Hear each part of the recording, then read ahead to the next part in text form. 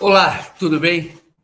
Bom, a ministra da Cultura, Margarete Menezes, uma cantora consagrada, ela contou como se tornou ministra da Cultura. Foi num evento aqui em Brasília, um evento promovido pelo Prerrogativas, e ela então estava lá ou com a presença da primeira-dama, a Janja, e também de ministros, como a Aniele Franco e o ministro Paulo Teixeira. Então, a Margarete Menezes reuniu artistas de todo o Brasil, mas especialmente de Brasília, numa galeria chamada Cerrado Cultural. E ali ela, então, contou qual é a proposta do Lula desde o início do governo para a cultura. Contou também como que a cultura é um instrumento que o Lula considera muito importante para a ascensão social, para a transformação do país. E ela, então, aceitou este papel depois de receber o convite. Ela vai contar em detalhes. Ela fez essa declaração quando prestava contas, na verdade, sobre o Ministério da Cultura, aproximando mais a pasta dos artistas. Então, foi um evento realizado no dia 6 de outubro, né, segunda-feira, agora 6 de outubro de 2025, no Cerrado Cultural. Então, veja, então, aí a íntegra da declaração da ministra Margarete Menezes. Eu estava participando daquele grupo de trabalho da cultura, que o Márcio me convidou para participar, e já o presidente estava buscando, né, pessoas e tal, né, e eu tive uma noite muito ruim, né, uma dor de cabeça imensa, que eu nunca tinha tido uma dor de cabeça daquele tamanho na minha vida, era uma coisa totalmente desconhecida para mim, e eu fui para uma emergência, né, estava na emergência lá. E aí, naquele meio daquele coisa, eu tomando soro, tomando isso, tomando aquilo, o telefone da minha companheira, a Mar, tocou, e era o Márcio Tavares. Aí eu, rapidamente, ali, toda cheia de injeção, isso, aquilo, eu pensei assim, meu Deus, como é que Márcio está ligando para Mar? Uma coisa... Aí não era Márcio, aí era a primeira-dama Janja que queria falar comigo, que tinha um recado do presidente Lula. E aí ela me disse, olha, o presidente Lula, só quem está aqui somos nós, só nós sabemos disso, e o presidente Lula perguntou se você quer, se você aceita assumir o Ministério da Cultura. Eu fiquei completamente paralisada, né, com aquela notícia, né? Foi uma coisa assim, eu fiquei muda, aí ela ficou falando lá, ficou uns 10 minutos falando, e eu não dizia nada. Naquele momento, primeiro, só veio minha mãe e meu pai assim, na minha cabeça. Essas coisas são muito incríveis, né, como a gente é.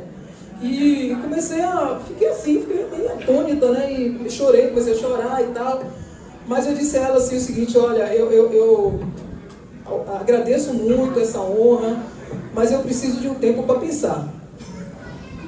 Aí ela falou assim, está começando agora, começa a partir de agora o relógio, quanto tempo? Aí eu pedi 2 dias para pensar. E aí ela não pode falar nada com ninguém. Quando desligou o telefone, eu entrei numa crise de riso, porque eu não conseguia acreditar naquilo, né, naquele momento. E depois eu fui conversar com algumas pessoas próximas a mim, a minha empresária, que também não acreditou, eu também não. A gente levou um tempo assim para... Só que no outro dia o Márcio ligou de novo, dizendo, o presidente passou aqui por mim e perguntou se você vai topar no segundo dia. No primeiro dia do meu prazo, né? Mas a gente fez uma pesquisa e tal, como é que estavam as coisas, como é que eram, e no final da tarde eu resolvi aceitar, mas não podia falar nada. Ele levou uns 40, quase umas 3 semanas para me empossar. E naquele intervalo eu vi o que era o inferno da imprensa. Eu não podia falar nada, né? E aí, bota ele, não é, isso aqui lá, e me ligava, eu dizia, eu não vou atender, não vou falar com ninguém, eu não posso falar. Aí só quando eu vim aqui, que eu conversei com ele, aí que eu perguntei a ele, né? Eu disse a ele também o que é que eu pensava, ele conversou comigo, e ele disse que ele queria que o Ministério da Cultura voltasse, e que ele queria que o setor cultural se fortalecesse, queria um ministério que fosse um ministério da cultura brasileira, do setor cultural brasileiro, dos artistas do Brasil. Que a gente que o Ministério voltasse a ter essa interação e que fosse um Ministério onde as pessoas pudessem realmente, a gente poder acolher e fortalecer a nossa cultura. Né? E eu disse a ele, presidente, olha, eu falei assim, olha, se a gente botar gasolina nesse carro, a gente consegue, porque a cultura está viva. Agora o que a gente precisa é de fomento, né? O que a gente precisa é de ter condição de mostrar, né? Mas não era só isso, porque quando nós chegamos, o Ministério da Cultura não existia, sabe? Era como uma casa só com as estruturas, sem paredes, né? Então, nossa visão foi, a gente tinha que criar um guindaste, assim, né, sabe? Para trazer de volta toda aquela estrutura, tantas questões das áreas do Ministério, todas as secretarias, né? Nós temos lá direitos autorais, Secretaria do Audiovisual, Secretaria de Livre Leitura, Secretaria da Diversidade e Cidadania, Subsecretaria de Equipamentos Culturais, Secretaria Articulação Institucional, que é o Comitê de Cultura, Secretaria Executiva, Gabinete. Então, assim, gente, quando eu fui visitar o que era o Ministério da Cultura, quase que eu saio correndo. Um negócio imenso, é uma máquina imensa, sabe? É uma coisa linda. E nós encontramos também os servidores muito entristecidos. Era uma visão muito triste que acontecia lá. As pessoas estavam muito magoadas. Então nós reformulamos tudo isso, trouxemos pessoas, mudamos todo aquele ambiente. Hoje a pessoa chega no Ministério da Cultura, vê que é um lugar alegre, onde as pessoas, sabe, se veem, se falam, a coisa lá estava muito travada mesmo, né? E retomamos também as outras, né, autarquias, né? O IFAM, o IBRAM, a Ancine, a Fundação Rui Barbosa. Reconstruímos materialmente a Fundação Palmares, que foi totalmente, o prédio da Fundação Palmares foi destruído, né? Então, a Funarte, né? O IBRAM, a Biblioteca Nacional e a Cinemateca também, que é também um apêndice do Ministério da Cultura, de alguma forma, a gente torna-se também uma... Então, esse processo todo não foi um processo fácil de fazer, né? E quando a gente vê uma organização que tem hoje, o Ministério da Cultura renasceu, com representação em todos os estados do Brasil, nós temos secretarias, escritórios em todos os estados do Brasil, temos também o Comitê de Cultura, que foi uma ideia do presidente, que ele queria esse Comitê de Cultura para cumprir a função de que as políticas chegassem àqueles lugares que nunca chegou. Mas ele tinha a ideia, mas quem teve que criar isso, debater, trazer, como é que a gente cristalizava esse processo, foi dentro do Ministério da Cultura. E já nascemos com duas coisas imensas para fazer, duas missões imensas, que era executar a política, a Lei Paulo Gustavo, a Lei Emergencial Paulo Gustavo, que tinha sido criada para socorrer o setor, mas que foi impedida de ser executada pelo governo passado, pelo governo anterior. E nós estávamos assim, para perder o prazo disso, que era o único socorro do setor cultural, né? Primeiro teve a Aldir Blanc 1, mas graças ao Supremo Tribunal, né? A ministra Carmen Lúcia, que na verdade era uma obrigação, né?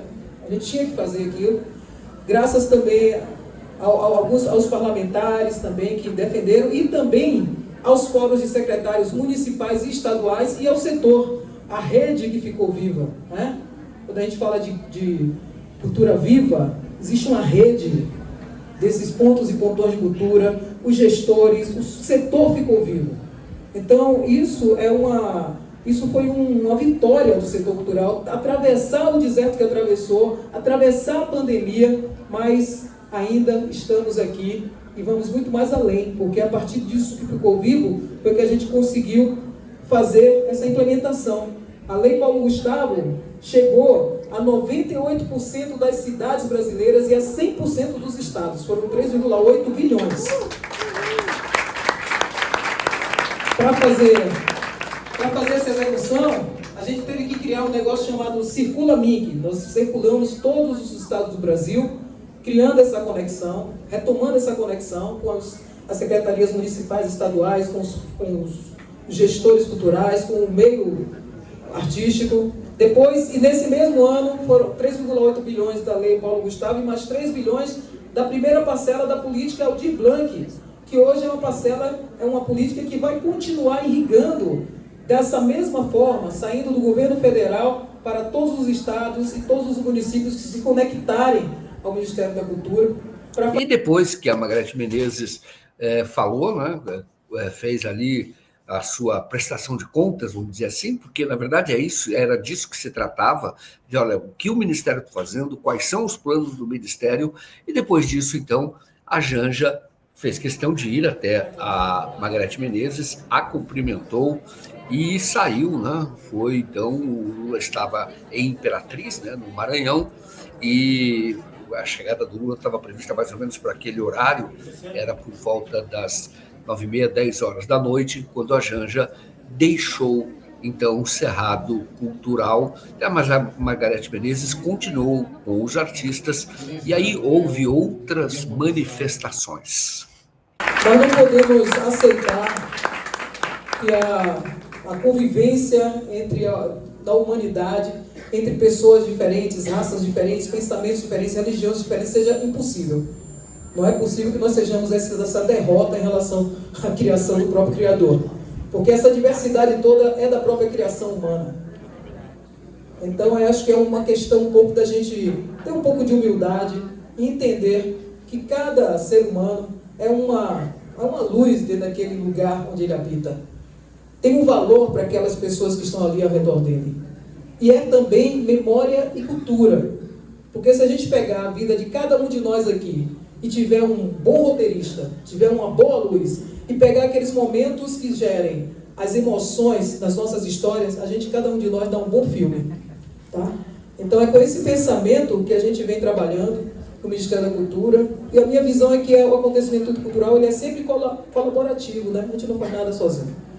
O talento é individual, eu sempre digo isso, mas o acontecimento, a materialização da arte, ela é coletiva. Então é dessa forma que a gente vem trabalhando, com muito diálogo, muita conversa, discussões também, é muito importante. Não sadio discutir, gente, pelo amor de Deus. É bom demais você brigar. Não, penso isso, eu penso aquilo, e não, pode ser assim. E daí a gente pode encontrar outros caminhos de fazer as coisas, de ver as coisas. Né? Porque só um está certo. Eu também posso estar certa diante daquilo que você acha que eu estou errado. Para mim, serve o que eu estou pensando. Então é isso. Muito obrigado.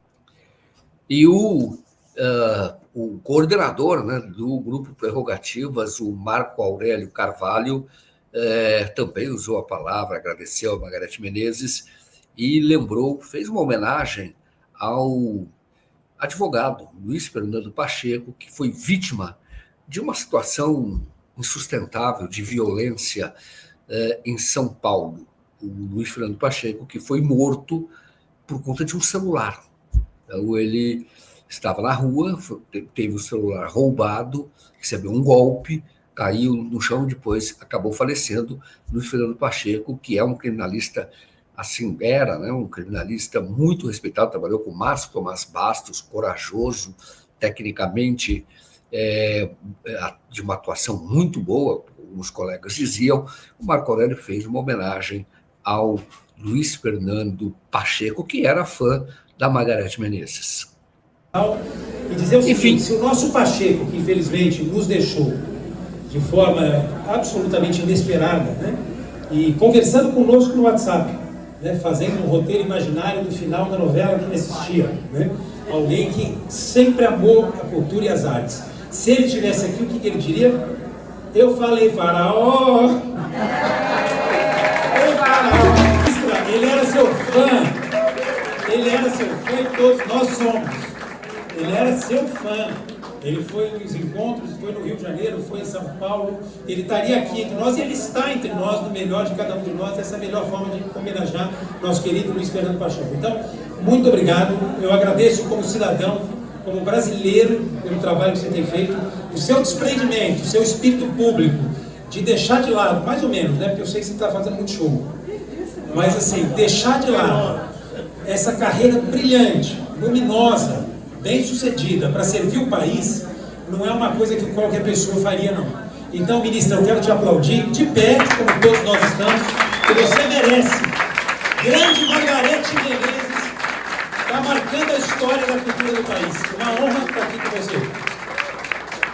Enfim, foi uma noite agradável com os artistas de Brasília, e a ministra da Cultura disse que pretende, né, continuar nesse seu trabalho de aproximação com os artistas, ou de prestação de contas, ou de diálogo com os artistas. Então, haverá outros encontros.